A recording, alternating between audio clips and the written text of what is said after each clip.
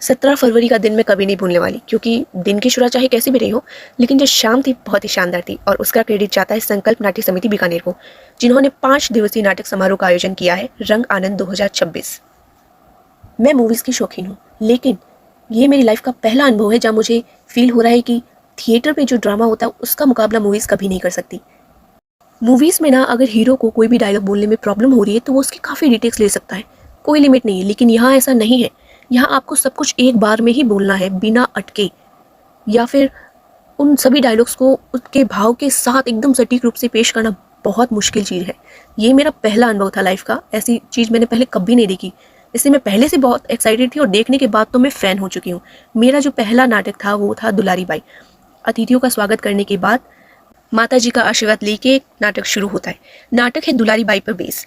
दुलारी by एक ऐसी महिला थी जो बहुत ही कंजूस थी, मतलब इतनी कि उसने शादी भी नहीं की, क्योंकि वो नहीं चाहती थी कि उसकी पुरखों की दौलत शादी के बाद किसी और के पास चली जाए।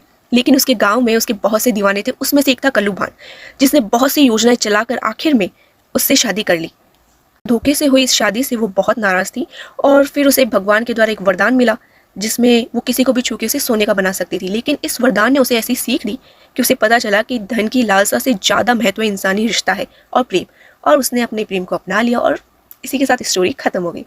अनुराग कला केंद्र बीकानेर की इस प्रस्तुति के लेखक थे मणि मधुकर, और इसका निर्देशन किया था सुदेश व्यास ने। लेखन, निर्देशन, अभिनय, इन सब की तारीफ मैं नहीं करना चाहूँगी, क्योंकि ये इतना शानदार था। आप ये बस इस बात से समझ आओ कि पूरे अभिनय के दौरान, पूरे नाटक के दौरान हॉल या तो सिर्फ तालियों से गूंज रहा था या हंसी ठहाकों से। किसी की भी नज़र मंच से नहीं हट रही थी। तो बस इससे ज़्यादा तारीफ और क्या हो सकती है। नाटक खत्म होने के बाद मैं रवाना हो गई। रात के 9 बज चुके थे और अचानक से बादल उमड़ पड़े और बारिश होने लगी, और ओले भी गिरे। 17 फरवरी का दिन इसलिए भी मुझे याद रहेगा।